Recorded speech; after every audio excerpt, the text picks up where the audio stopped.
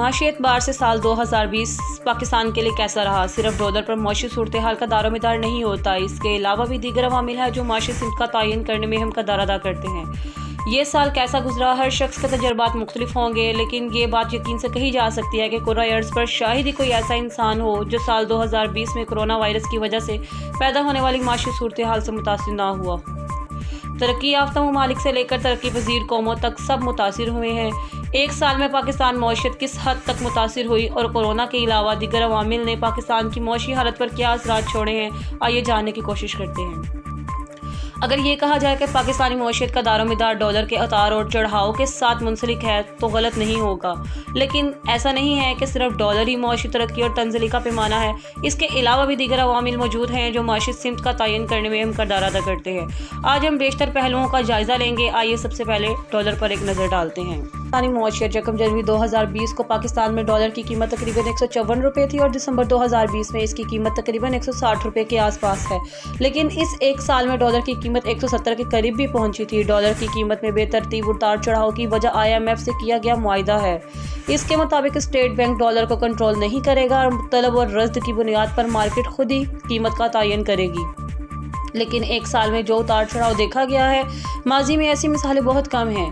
ماضی میں ڈالر کی قیمت میں بڑا اضافہ تو ہوتا رہا ہے، لیکن تقریباً 12 روپے کی کمی دیکھنے کو نہیں آئی۔ 2014 میں جب ڈالر کی قیمت 108 روپے تک پہنچی تو شیخ رشید نے دعویٰ کیا تھا کہ حکومت ڈالر کی قیمت 100 روپے پر نہیں لا سکتی، مگر اس وقت کے وزیر خارجہ اسحاق ڈار نے سعودی عرب کی جانب سے 1.5 ارب ڈالر کی مبینہ امداد کو استعمال کرتے ہوئے ڈالر کی قیمت 97 روپے تک لانے میں کامیاب ہو گئے تھے، لیکن وہ ایک مصنوعی طریقہ تھا جبکہ موجودہ کمی مارکیٹ کے اصولوں کے تحت ہوئی ہے۔ حکومت نے ڈالر کے ذخائر بڑھانے کے لیے جو قانون سازی کی ہے، اس نے ملک میں روپے کی قدر کو مضبوط کیا ہے۔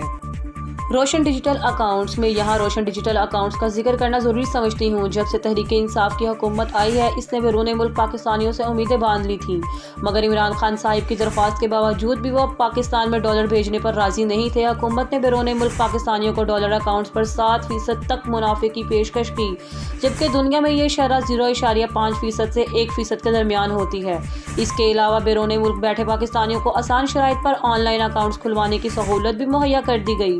ادائیگیاں بھی آن لائن ہوں گی اور وصولیاں بھی، جس کا نتیجہ یہ نکلا کہ چند ماہ میں ہزاروں روشن ڈیجیٹل اکاؤنٹس کھل گئے ہیں اور اب تک ان میں کروڑوں ڈالرز جمع ہو چکے ہیں۔ گورنر اسٹیٹ بینک رضا باقر کے مطابق پاکستان روزانہ تقریباً 20 لاکھ ڈالر روشن ڈیجیٹل اکاؤنٹس میں وصول کر رہا ہے اور 23 نومبر 2020 تک پاکستان تقریباً 16 ارب حاصل کر چکا ہے۔ پاکستان روزانہ تقریباً 20 لاکھ ڈالر روشن ڈیجیٹل اکاؤنٹس میں وصول کر رہا ہے۔ FATF کا کردار۔ اس کے علاوہ FATF کے سخت قوانین نے ڈالر کو 170 روپے کی سطح سے نیچے لانے میں اہم کردار ادا کیا ہے۔ سخت سزاؤں کی بدولت جعلی منی چینجرز نے کاروبار بند کر دیے ہیں اور بیرون ملک پاکستانی قانونی راستے کے ذریعے رقم پاکستان بھجوانے کو ترجیح دے رہے ہیں۔ کرونا وائرس کا کردار۔ ایک اہم وجہ کرونا وائرس بھی ہے، جس کی وجہ سے قرضوں کی ادائیگی میں ریلیف ملا ہے۔ پاکستان G20 ممالک سے تقریباً 80 کروڑ ڈالر قرضوں کی ادائیگی میں وقت لینے میں کامیاب ہو گیا۔ گو کہ آج بھی ڈالر کی قیمت جنوری 2020 سے زیادہ ہے، لیکن ڈالر کو کنٹرول کرنے کے حوالے سے حکومتی کاوشیں بہتر دکھائی دیتی ہیں۔ برآمدات کسی بھی ملک کی ترقی میں بنیادی اہمیت رکھتی ہیں۔ یہ کاروبار کا دور ہے اور کارپوریٹ سیکٹر ہی اکثر حکمران ہے۔ آج کے ترقی یافتہ ممالک وہ ہیں جن کے تاجر خوشحال ہیں۔ اگر آپ دنیا کو اپنی چیزیں بیچ نہیں سکتے تو آپ بے پناہ ذخائر کے مالک ہی کیوں نہ ہوں، آپ معاشی طور پر مضبوط نہیں ہو سکتے۔ تحریک انصاف کی حکومت نے بھی برآمدات بڑھانے کے دعوے کیے تھے، جس میں خاطر خواہ اضافہ دکھائی نہیں دے رہا۔ اگر پچھلے 12 ماہ کی بات کی جائے تو نومبر 2019 میں پاکستان کی برآمدات تقریباً 2 ارب ڈالر تھیں اور نومبر 2020 کے اعداد و شمار دیکھے جائیں تو ان کے مطابق برآمدات میں صرف 7.2% اضافہ ہوا ہے۔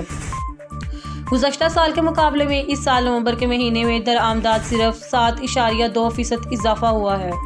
ایک سال میں یہ کارکردگی زیادہ حوصلہ افزا دکھائی نہیں دے رہی۔ اگر ان 12 مہینوں کے درمیان کارکردگی دیکھی جائے تو کئی مہینوں میں تو برآمدات 1.5 ارب ڈالر سے بھی کم رہی ہیں۔ تسلی بخش کارکردگی نہ ہونے کی وجہ سے کرونا کو بھی قرار دیا جا رہا ہے، لیکن ایشیا کے دیگر ممالک کی نسبت پاکستان میں معاشی سرگرمیاں کم عرصے تک بند رہی ہیں۔ ہندوستان اور چین میں ہونے والے نقصان کا فائدہ پاکستان نے اٹھایا ہے۔ ٹیکسٹائل کے شعبے میں بیشتر آرڈرز چین اور پاکستان سے کٹ کے پاکستان کو ملے ہیں، لیکن برآمدات میں مطلوبہ اضافہ دیکھنے میں نہیں آ رہا۔ چاولوں کی برآمدات جولائی 2020 میں چاولوں کی برآمدات جولائی 2019 کی نسبت کم رہی ہے۔ Pakistan bureau of statistics کے مطابق جولائی 2019 میں چاولوں کی برآمدات 3,65,138 ٹن تھی، جو جولائی 2020 میں کم ہو کر 2,66,206 ٹن رہ گئی ہے۔